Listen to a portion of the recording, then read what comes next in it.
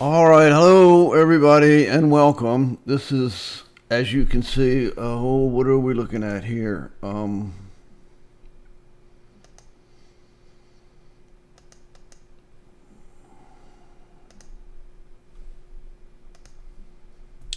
Christmas lights at Mouse Hole Harbor. So that's pretty interesting. There's a little bit of time left in the holidays, and they've got it, including the looks like a Loch Ness monster equivalent or a Christmas equivalent of that. You know, in my opinion, if it's named Mouse Hole Harbor, that needs to be looked up.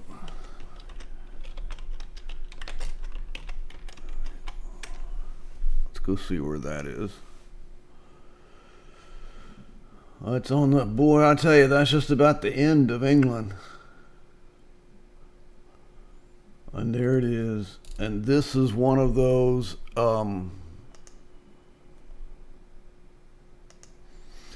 that allows a street view.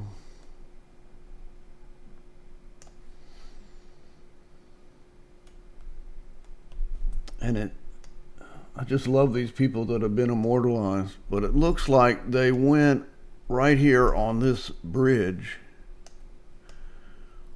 and looked out over here and took this picture. Google Earth is fun. All right, so and there's been a discussion point about if we have birds flying inside of an airplane, does the airplane lift the weight of the birds? It's a remarkably complex issue, and even in something like a C-17, it's 88 feet long, 18 feet wide, and 12 feet tall. So you could put some birds in there, and just remember those dimensions. And I was working through how would you answer this question, and came up with this drawing in SketchUp. And what I've drawn here, I think these dimensions are in feet.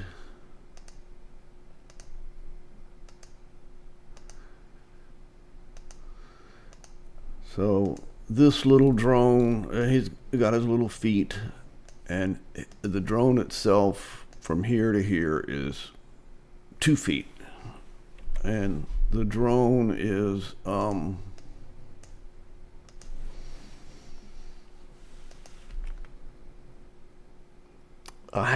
6 inches tall, maybe almost a foot tall.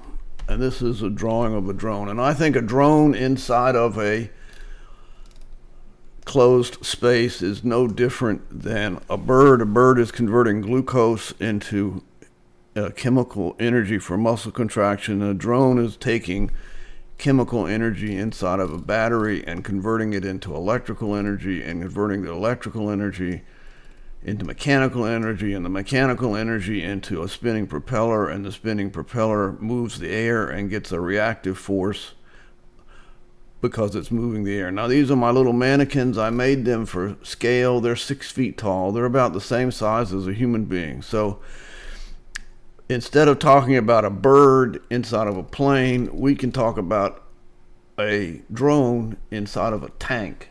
And these tanks exist. And I do always think it makes sense to me to mention this. Again, hello and hi. I do have a website. I'm going to try to get this to be a YouTube video also. Here's the website. And the important thing to remember is we're talking about something that could be constructed. Anything that is real could potentially hurt somebody. So if you're managing something that's real, you need to manage it, in my opinion, in a manner that's legally allowed and reasonable and safe. And if you can't manage it that way, my advice is don't construct it as a physically real device. Now, this drone inside of this tank. Now, these tanks exist. Here is, I mentioned Agri Supply. Agri Supply is a company that sells agricultural stuff. This is beyond anything I can do. But it's essentially maybe 10 feet in diameter and maybe 11 feet tall. Okay? And there's all sorts of tanks like this, and it's got an opening up in the top of it. So I just wanted you to see that these kind of tanks exist. And so the space that I wanted to use to discuss to be the equivalent of a bird in a plane is a drone in a tank. And I altered the opacity of the tank so you can see through it. Just, I don't see how that hurts anything. And so we're going to take off the drone and put it up in the air, and the drone is going to go over here. Now, down here, I've made this table for the tank to be a table that's actually a scale. So we're weighing the tank. And let's say that the tank weighs, with its lid and this wire and everything, it weighs 180 pounds. And I think everyone would agree, when the drone is over here and it's not even near the tank, that the tank will weigh 180 pounds. And the question becomes, if the drone goes up in the air and starts flying down into the tank, what will happen to the weight of the tank? I think for sure, if the drone was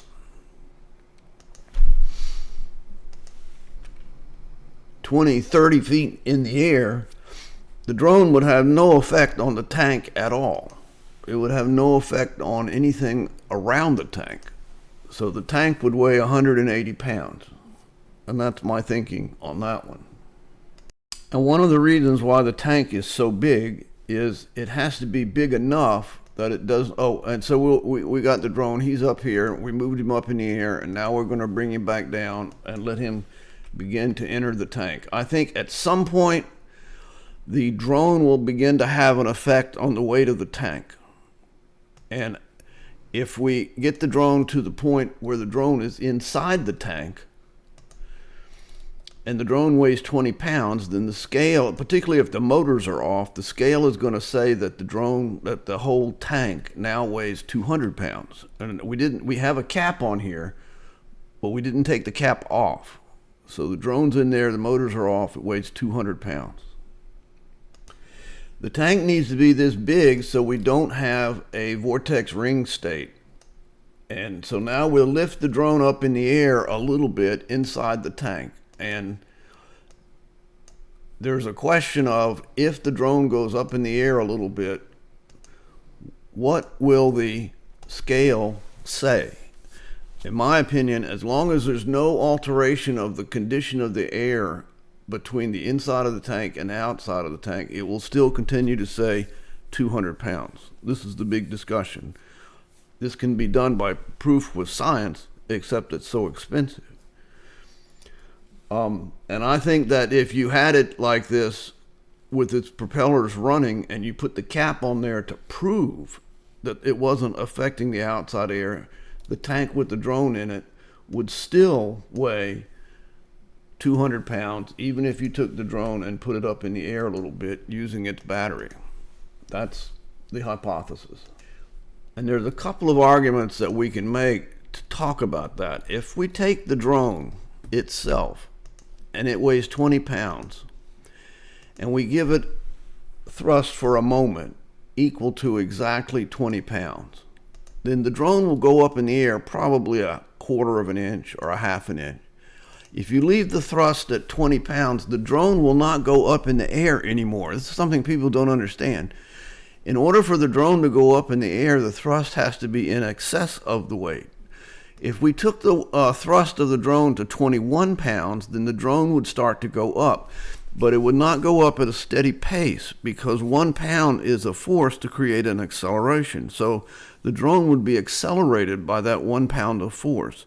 And the drone would go up faster and faster. The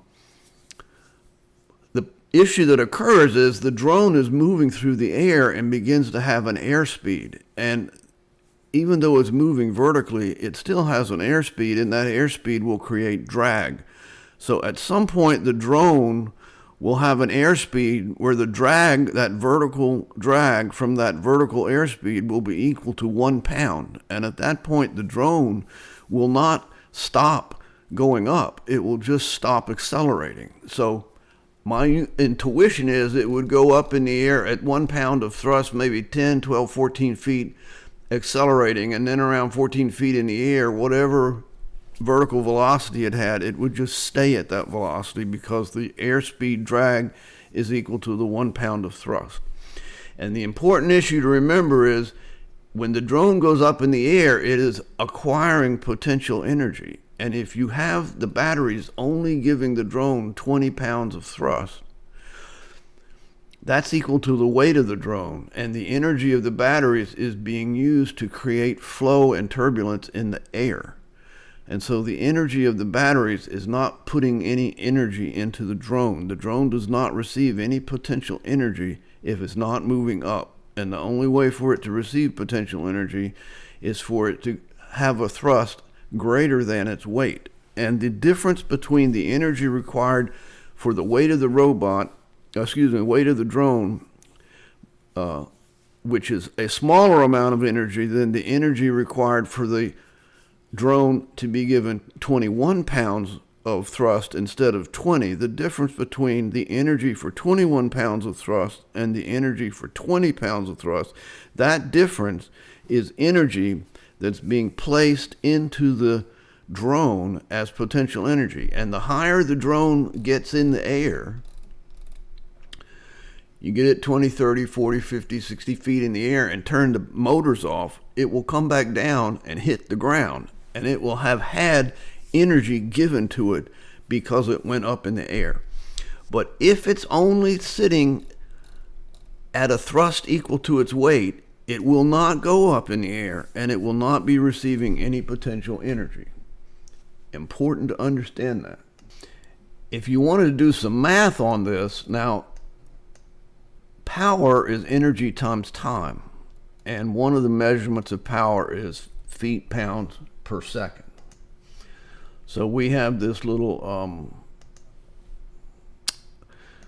it's from Unicon. I just think it's wonderful because it keeps you from making dumb mistakes. But foot pounds per second is a measure of power.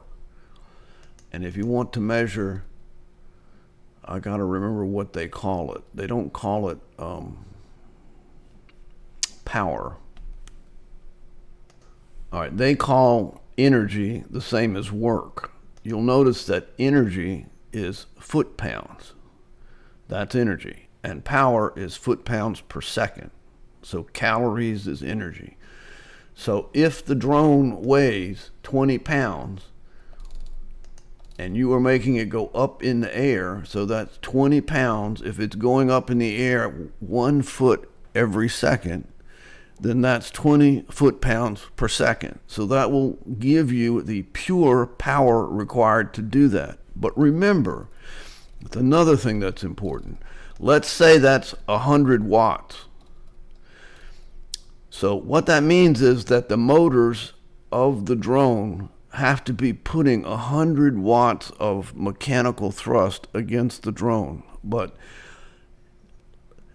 the propellers they have losses when they're moving the air. So you need to put, for example, 120 watts into the propellers to make up for frictional losses of the air. But the electric motors and the electrical system and the conversion of electrical energy into mechanical energy introduces another loss.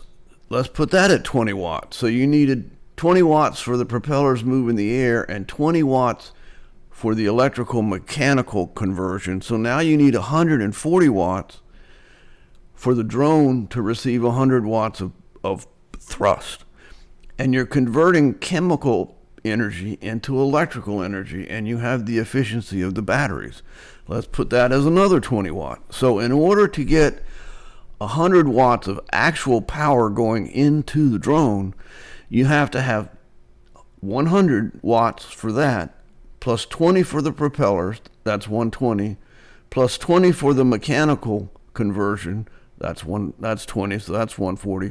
Plus 20 for the batteries is 160. So in order to get 100 watts of power given to the drone, you have to remove from the chemical energy of the batteries 160 watts of power. That's another thing that's important to remember. Okay, and so we have and it is important. Energy is not created. So a potential energy argument is a very, I think, reasonable way to answer this question of the birds flying around in the tank. So if we took this 20 pounds and moved it up 60 feet, then that's would be 60 times 20, which is 6 times, it would be 1,200 foot-pounds. So you have 1,200 foot-pounds of energy in this drone. And if up here at 60 feet you turned off the power, the drone would start coming down under the force of gravity, and it would be converting the potential energy that it has into kinetic energy. And the kinetic energy is 32 feet per second of acceleration. I don't think the drone would get to its terminal velocity at this altitude. And so if we went over here to the guy and said, now back up because we're getting ready to do something completely crazy. If we got this out of the way and we took the drone and we got it so it was right over this scale, and this scale is I bet it would be $300,000 to do what I'm getting ready to talk about. And that is, you put the drone up in the air by 60, 80 feet or whatever, you kill the power, and the drone comes back down and lands on the scale. And notice that the drone disappeared. Okay. And lands on the scale. Stop. Now, what exactly, and you're like, well, other than being kind of fun, what was that all about? But the thing about it is, when the drone lands on the scale, you have 20 pounds of drone going, say, 90 miles an hour, and it hits the scale, and the 20 pounds of drone has its 90 miles an hour converted to 0 miles per hour over a time of 1/10 of a second. And it indents the scale by 1/10 of an inch. So in 1/10 of a second, over a distance of 1/10 of an inch, a 20-pound drone going 90 miles per hour converted itself into a 20-pound drone going 0 miles per hour. To which you might say, so what? But let me show you something. This is a site on the internet. Here is F equals ma. Right there for force. But they also have the one they call the Uniformly Accelerated Motion Calculator, which is very cool because you take what you have and you get what the result is. So UV, and it takes me a while because I don't think of it these ways. Probably UV, VS and T, I think. So there's your initial velocity, 90 miles an hour. Well, I can't do this while I'm talking, but this thing will, if you, one of these formulas, all right, sorry. I think it's U, V, and T. So we know the initial velocity of 90 miles an hour. We know the final velocity of 0 miles an hour. We know that it did this in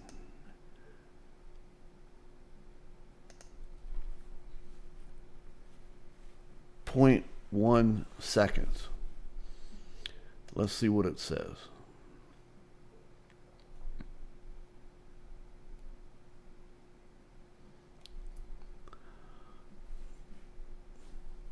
I still don't have the right one yet.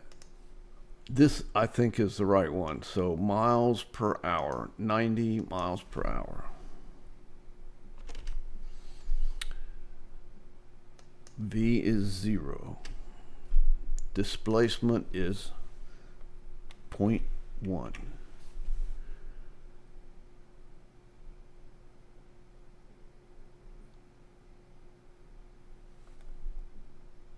All right. Well, we're getting numbers that I don't think they're right, but we can try this. Our initial velocity in miles per hour up there 60 feet in the air was 0. Final velocity, it's going to tell us. We're going to let it fall down by 60 feet. And it's going to be going at 32 feet per second, which is per second, which is the acceleration of gravity. Let's see what that tells us. All right, it will take 1.9 seconds, and it will be going at 42.3 miles per hour. So that's how fast it will be going. If it went up in the air by 60 feet, it will be going 42 miles per hour when it hits this scale. Now, it's going to, over a distance of 1/10 of an inch, it's going to go from 42 miles per hour to 0 miles per hour. So let's see what that comes to. And you can see it was going 42 miles per hour, and then it went to 0 miles per hour, and it displaced the metal deck of that scale by 1/10 of an inch. And the result of that is it was given an acceleration that is 1,000. Well, let's see what the acceleration is. It would be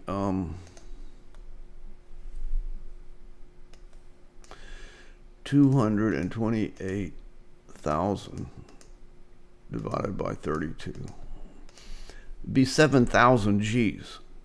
Well, this is why when things fall 60 feet and hit a solid structure, they get torn all to pieces.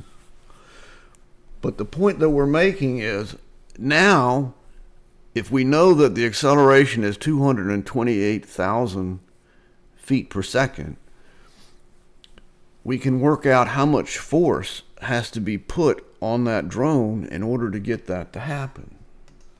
So if we have our 20-pound drone and we have to decelerate it using 228,000 feet per second squared as the acceleration, it's going to require 142,000 pounds of force to do that. And the only point that I'm making by saying this is you can't just go, yeah, well, whatever. In other words, if you take a structure, a physically real structure, and go up in the air with it, you're giving it energy. It has the ability to do something. And if you're going to be giving it energy by putting it up in the air, you have to answer the question of where did that energy come from? And remembering when the drone is generating 20 pounds of thrust for its 20 pounds of weight, it's not going up in the air, which means it's not acquiring any potential energy, which means if you're running the drone at 20 pounds of thrust, the drone is not receiving any potential energy from the drone. And then the question becomes, well, if you put the drone in the C-17, which would be the equivalent of this, remember this with the drone in it, actually it's tall enough just as is, but you could turn it on its side from a viewpoint of aeronautics. It just doesn't matter. So you could put the drone inside of this thing and have it flying in there, and you could lift this entire 8-foot diameter by 12-foot structure and put it inside the C-17. And what's going to happen is if you put it inside the C-17 with this scale,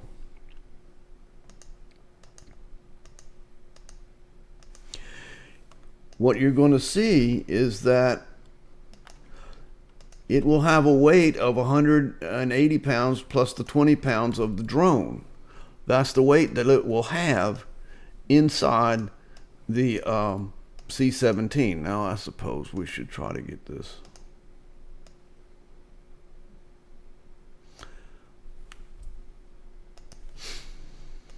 That just makes me happier. We don't have it sitting on its wire. But this, if you put this scale inside the C-17 and you put this tank inside the C-17 and you put this drone inside the C-17, let's see, it got tilted when I turned everything, so we'll get it back to straight. And it's just sitting in there. One thing about it that we can say for sure is that if the motors of the drone were off and it was sitting at the bottom of the tank, I don't think anybody would argue that the structure would weigh 200 pounds. It would weigh the weight of the tank plus the weight of the drone. That, I think, is pretty clear. If the motor was off. And I think what we're going to show is that if the motor comes on and the drone goes up in the air,